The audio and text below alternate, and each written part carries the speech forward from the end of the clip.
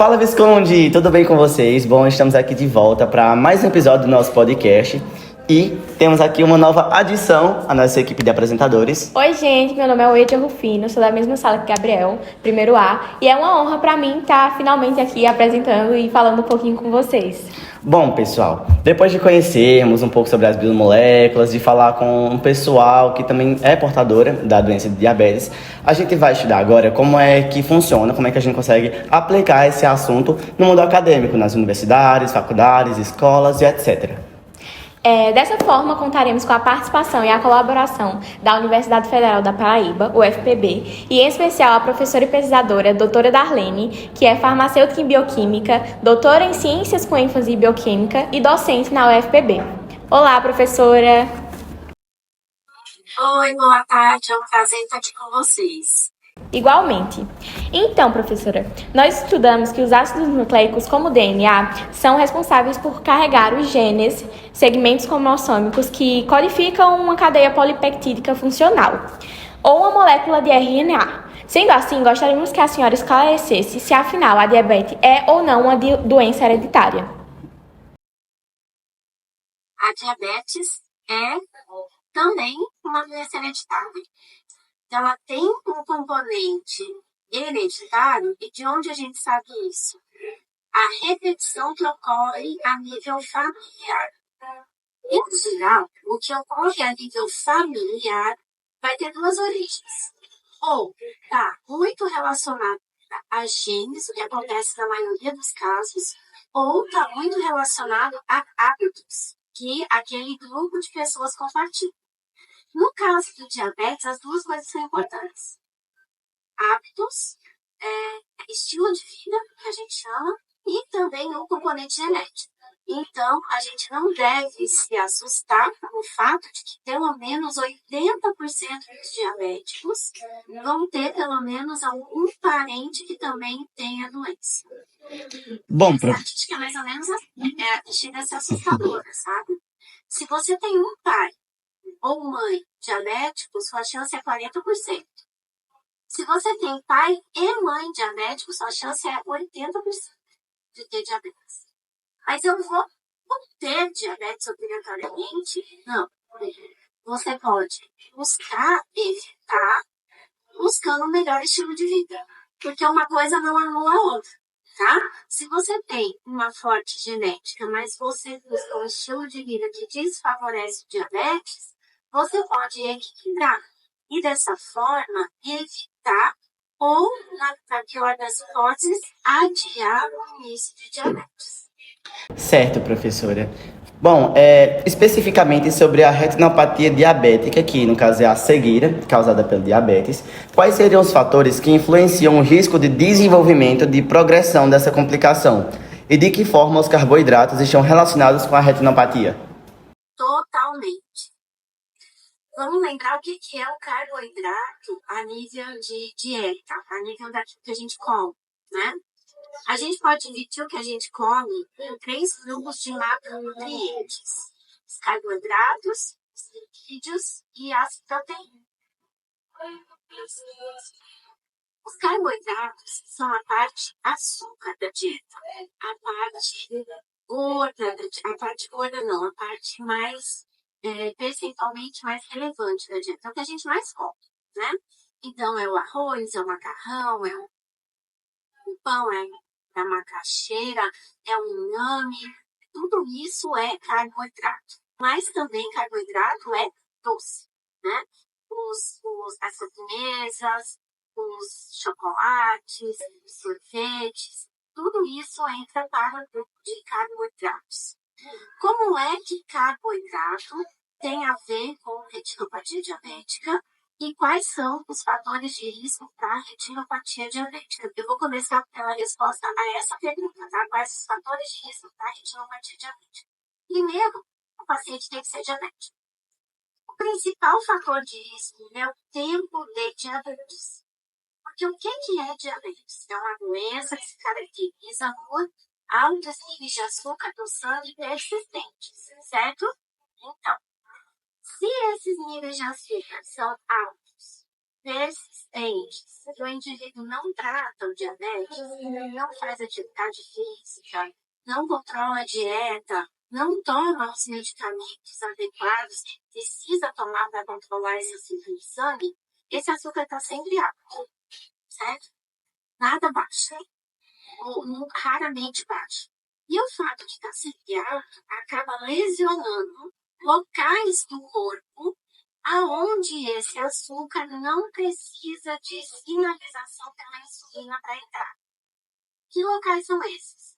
As células nervosas, as células da retina, as células renais. Tem outras, tá? Mas essas são três bem principais complicações relacionadas ao diabetes, além das doenças vasculares.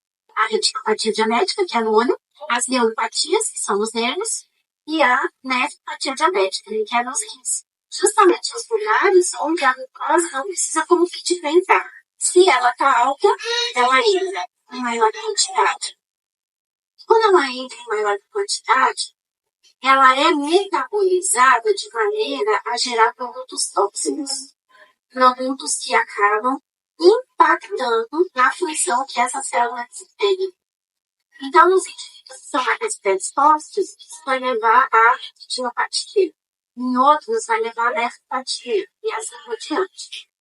E os outros fatores de risco, tempo de diabetes e aí o controle da glicemia, dos níveis de glicose, são os dois mais importantes. Mas a gente também a pressão arterial é importante. Controle lipídico. Então, altos níveis de colesterol não é bom para o indivíduo que tem diabetes, porque pode desenvolver as complicações. E outros fatores que são considerados menos importantes. Para a nossa terceira pergunta, gostaríamos de saber como poderíamos saber quais pacientes com diabetes têm mais chance de desenvolver uma complicação, como a retinopatia diabética ou a úlcera no pé, né, que pode levar até a amputação de um pé. Mas então, esse é o desejo do nosso grupo, sabe? Contribuir bem nessa linha. Hoje, a gente dispõe desse rol aí de fatores de risco. A gente sabe que paciente diabético tem que controlar a hipertensão, porque isso favorece retinopatia. Tem que controlar o controle glicêmico, porque isso favorece retinopatia. Então, tem que controlar os fatores de risco. Quem não controla, tem mais risco. Mas ainda dentro dos que não controlam, tem gente que tem mais chance de desenvolver. E aonde que você vai encontrar essas pessoas? Nas famílias. Geralmente, pessoas que têm diabetes mais agressiva, que é o diabetes que desencadeia a amputação rapidamente. O que eu considero rapidamente? Em idade onde não se espera essa amputação. Tá? Você vai ver pacientes sendo amputados lá com 65, 70, 75 anos. Por quê? Porque diminui a mobilidade das pessoas. Se você só não fica venosas, elas vão se movimentando menos. E isso é péssimo para o paciente diabético. É importante que ele faça atividade física. Então, não fazer atividade física é um fator de risco que relaciona muito a idade à ocorrência das complicações. Mas existem pessoas que vão ter amputação com 40 anos. E o que pode explicar isso? Pode ser que não tenha um controle sobre fatores de risco, mas pode ser que tenha um componente genético e familiar que está acarretando nesse risco maior nesse grupo de indivíduos. Bom, e então, como que eu vou saber quem tem mais câncer? É quem não controla os fatores de risco e a importância de achar os fatores genéticos que podem identificar esses indivíduos previamente. professora, qual é a correlação existente entre os lipídios e a glicemia? Por exemplo, pessoas que têm um nível elevado de lipídio no sangue, elas podem também ter a diabetes? Elas tendem a isso? Mito. É mito? Isso é mito. Não. O colesterol alto não significa glicemia alta. Não. As duas coisas podem ocorrer junto? Podem, e ocorrem com frequência. Mas o inverso também é verdadeiro. você vai ver muita gente que tem colesterol nas alturas e que não tem glicemia alterada e que não é diabético. A relação não está nos lipídios, está no tecido adiposo. São coisas diferentes. Uhum. A gordura do tecido adiposo, o que ela faz? Ela produz substâncias que a gente chama de citocinas, e essas citocinas causam uma coisa chamada resistência periférica à insulina. O que vem a ser isso? O paciente começa com a mesma insulina que ele produz, ele já não consegue fazer a mesma quantidade de glicose entrar nas células.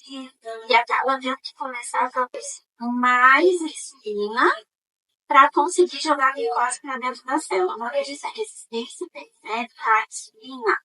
E isso tem uma correlação muito forte, e adorei a palavra correlação, tem uma correlação fortíssima com alta adiposidade, gordura alta, tecido adiposo grande.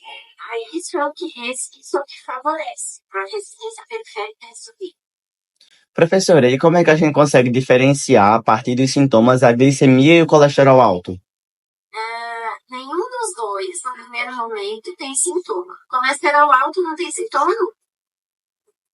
O que vai poder acontecer é o colesterol começar a se depositar em algumas regiões do corpo, mas isso quando ele está absurdamente alto. Tem pessoas que têm fator dias. Não, que a pessoa vai começar a ter a placa de ateroma, que pode levar ela a ter um infarto. Mas isso não é sintoma. Isso é uma consequência clínica, certo? Uhum. Glicemia. A glicemia, quando vai aumentando, ela vai ocasionando alguns fenômenos. O primeiro dele, importante, e talvez o primeiro que vai aparecer,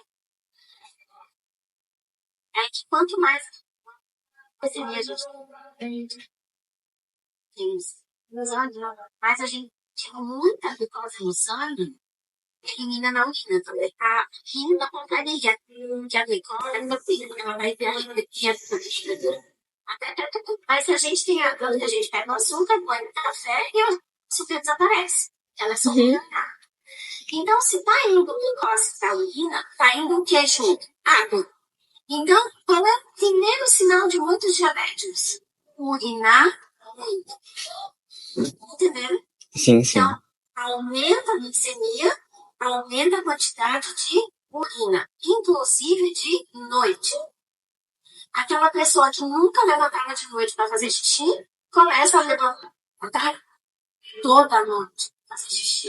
Às vezes mais de uma vez por noite. Depois, o que ela começa a sentir? Fome. Porque essa hiperglicemia tem uma relação com deficiência da insulina. Então, não está entrando glicose nas células. Então, o indivíduo começa a emagrecer e, ao mesmo tempo, começa a comer mais.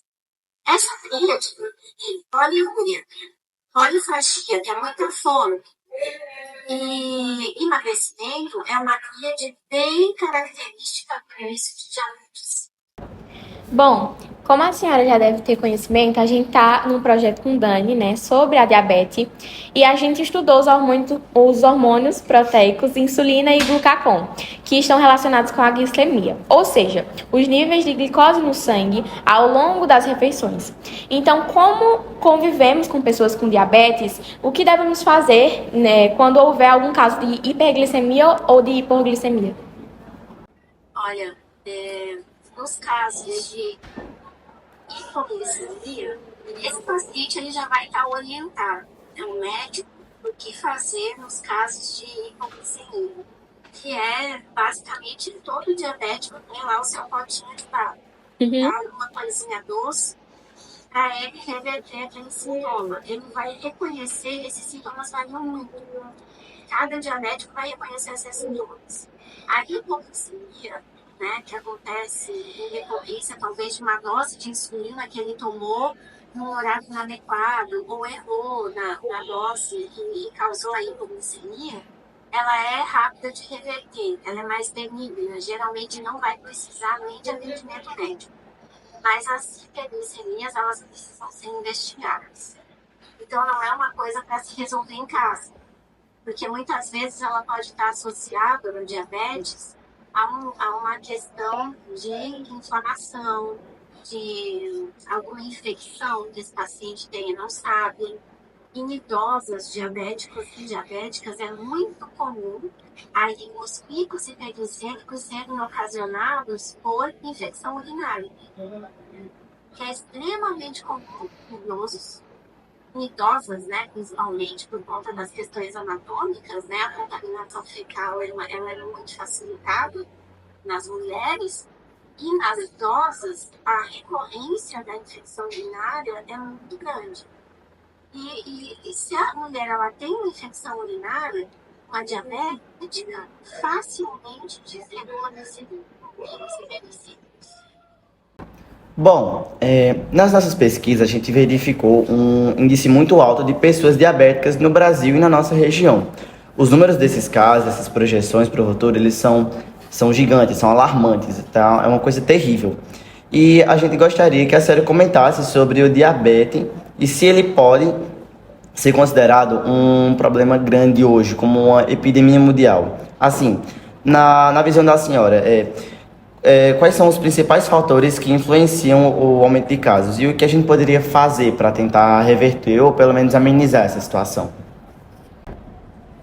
Diabetes é sim uma patologia assustadoramente importante do ponto de vista epidemiológico, que tem fatores de risco controláveis, modificáveis e possíveis de serem trabalhados a nível de saúde pública. No que eu acredito em termos de estratégias para fazer esse número cair, né? Eu acredito no seguinte, e eu queria deixar esse recado para vocês.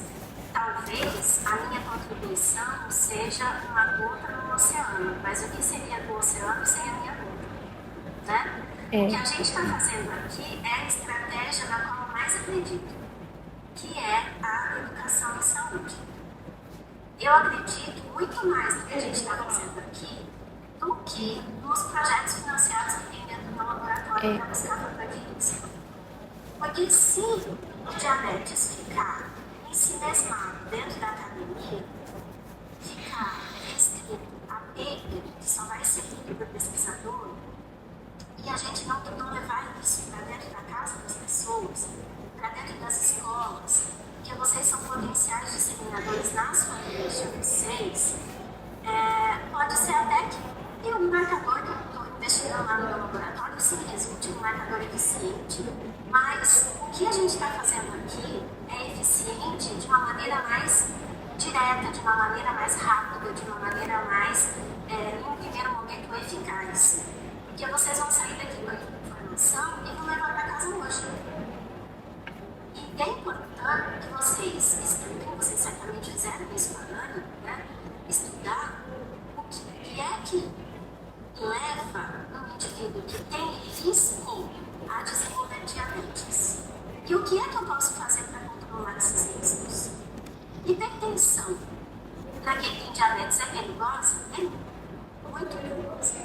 Então é importante que o indivíduo que tem diabetes saiba que ele tem que controlar a sua pressão arterial. Por quê?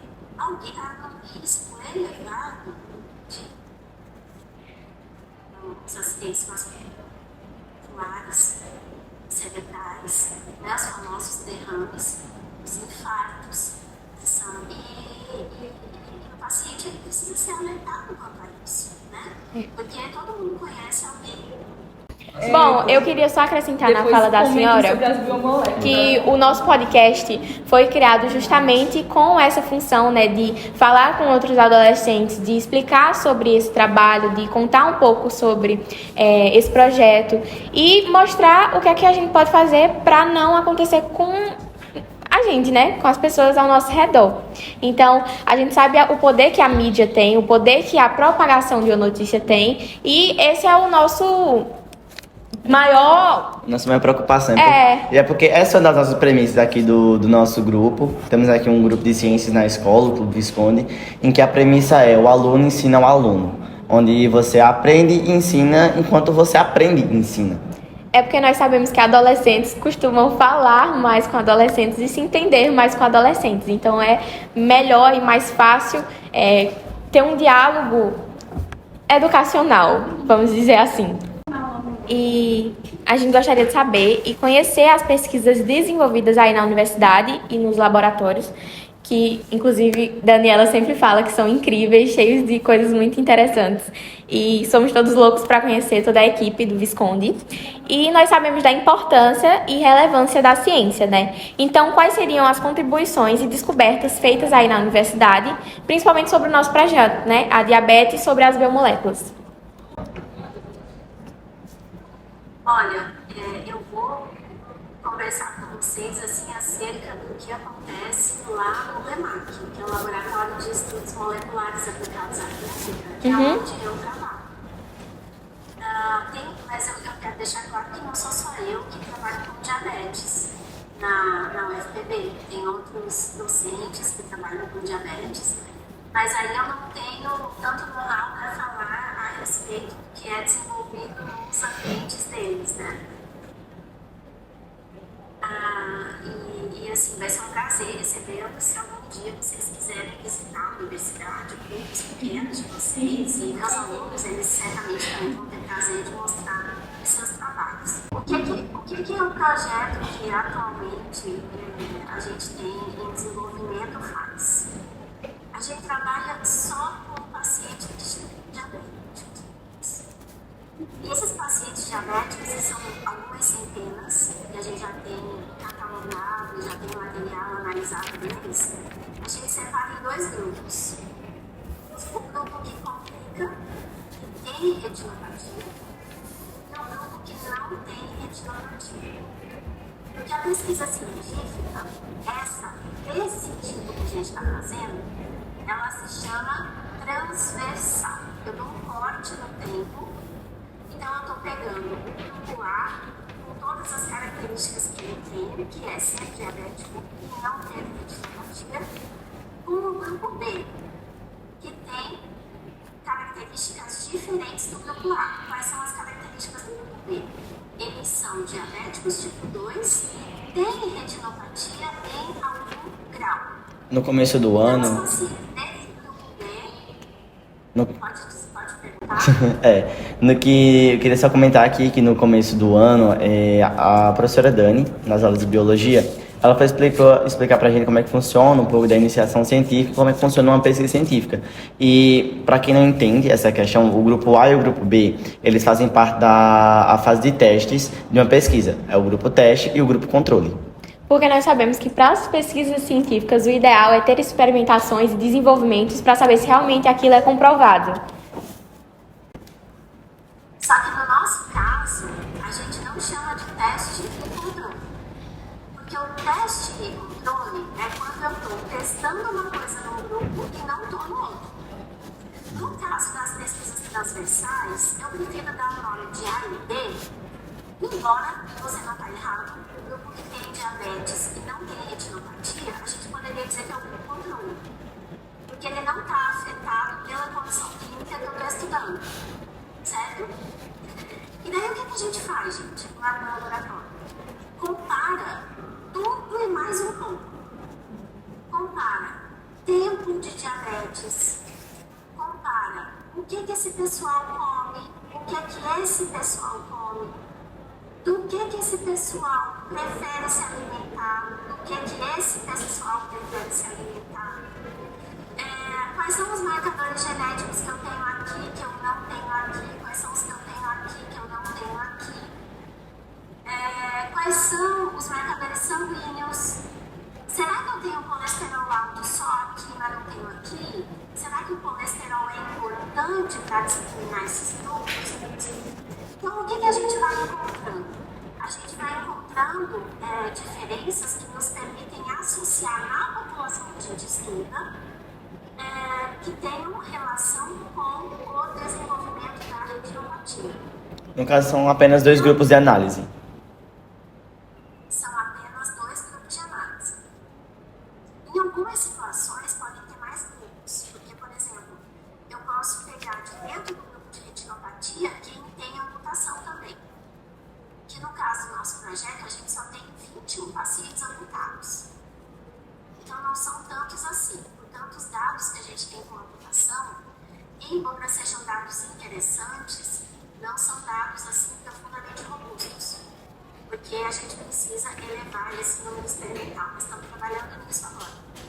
Bom, professora, gostaríamos que a senhora deixasse aqui uma mensagem e mostrasse para os nossos colegas da nossa escola e para os nossos ouvintes a importância da bioquímica para a nossa vida, já que, para quem não sabe, todos esses assuntos que a gente está falando aqui em biologia e divulgando aqui no podcast, eles fazem parte da grande área da biologia, que é a bioquímica.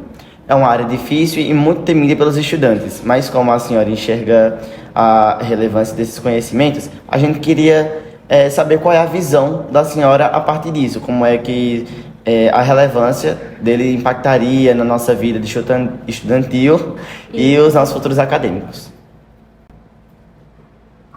Bem, a bioquímica, ela tem uma relevância associada ao que ela é. Ela é a química da vida.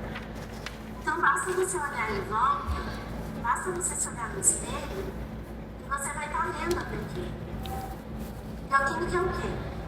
Bioquímica é um estudo profundo das biomoléculas. E o que são biomoléculas? Se eu estou comendo um ovo, eu estou comendo biomolécula. Se eu estou criando em casa um gato, eu estou criando um serzinho que é feito de biomoléculas. Se eu estou fazendo xixi no banheiro, o que eu estou vendo é o processamento das minhas biomoléculas. Sabe? O choro, o riso, as reações, o fato de engordar, o fato de emagrecer, toda a transformação que acontece no nosso corpo quando a gente faz atividade física. Por que eu suo quando eu faço atividade física? Por que eu fico ofegante quando eu faço atividade física? Por que quando eu faço musculação, o músculo cresce? Por que se eu não faço, o músculo fica encolhido? Por que se eu faço atividade física, eu vou ganhando fôlego e daqui a pouco eu estou conseguindo fazer mais? Tudo isso é explicado por qual área do conhecimento. Várias, né? Não é uma só.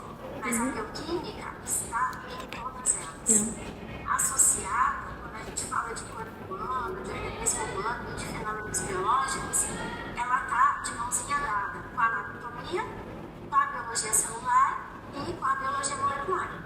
Então, quando a gente pega essas quatro juntas, a gente consegue explicar quase tudo que acontece em termos de fenômenos biológicos que, veja, não é coisa que acontece raramente. Você não come raramente, você come todo dia, várias vezes ao dia. Então, as escolhas que você faz, o que acontece no seu organismo, para onde vai cada um daqueles nutrientes, tudo isso é bioquímica. E eu jogo minha fala muito para dentro da área da alimentação, porque é uma área que me interessa, né? Porque eu tenho um vínculo com o programa de pós-graduação em ciências da nutrição. Mas também porque é um fator de risco muito relevante para o diabetes, a forma como o indivíduo se alimenta. Bom, professora, a gente gostaria de agradecer, né, pela senhora ter aceitado e falar que foi uma honra estar aqui conversando com a senhora, ter adquirido todo esse conhecimento com uma professora tão renomada e tão bem falada por Daniela. Sim. Gostaríamos de agradecer à Universidade Federal da Paraíba, à CAPES, que financiou o nosso projeto, e em especial a doutora Darlene, que esteve conosco nesse episódio e respondeu todas as nossas dúvidas. Bom, pessoal, hoje a gente teve a experiência de conversar com o professor da universidade sobre assuntos importantes e isso mostra o quanto nós, estudantes, precisamos estar conectados e preocupados com o nosso futuro. Não só de forma individual, mas também de forma coletiva, não é? Já que é importantíssimo valorizar essa área que é tão rica, que se chama bioquímica. A bioquímica é o estudo da química dos seres vivos, na qual os bioquímicos trabalham para identificar os milhares de compostos químicos presentes nos seres vivos e os processos que ocorrem no nosso organismo. Esse ramo da ciência visa entender cada papel desses tais organismos no desenvolvimento da nossa vida e na manutenção dela. Lá pelo século XIX foi descoberto que essas células são a unidade básica de todos os seres vivos e que elas são compostas, a maioria, pelas mesmas partes. Ao estudar o funcionamento das células, os pesquisadores descobriram que todas elas passam por certas reações químicas essenciais. E bom, o resultado disso é que a biologia e a química elas começaram a se sobrepor e a bioquímica surgiu com um novo campo de estudo. As reações bioquímicas são responsáveis pelos processos físicos de todos os seres vivos e os principais materiais químicos necessários para as funções celulares, que são as proteínas, os carboidratos, os lipídios, as gorduras, os ácidos nucleicos, DNA e o RNA. Todos esses materiais eles são compostos químicos e o estudo da bioquímica traz vários benefícios para as pessoas. Os cientistas detectaram uma ampla variedade de doenças estudando as propriedades químicas do sangue. Essa área da biologia tem aspectos sociais muito importantes, merecendo atenção ao alto índice de diabetes, uma vez que ocorre um aumento mundial e contínuo na prevalência dessa doença, demonstrando que esse é um desafio global, tanto para as famílias, sociedades, quanto individual. Bom, pessoal, esse foi o nosso episódio de hoje. Tivemos a professora Darlene, falamos um bocado sobre o mundo acadêmico, tivemos a presença de Wadia. E a gente queria deixar aqui um adendo que no próximo episódio a gente vai trazer em vídeo o estudo de caso, ou seja, a gente vai apresentar os produtos, os projetos que a professora Daniela fez em sala com a gente. E é isso, pessoal, a gente vê vocês depois. Tchau, tchau! Tchau, tchau!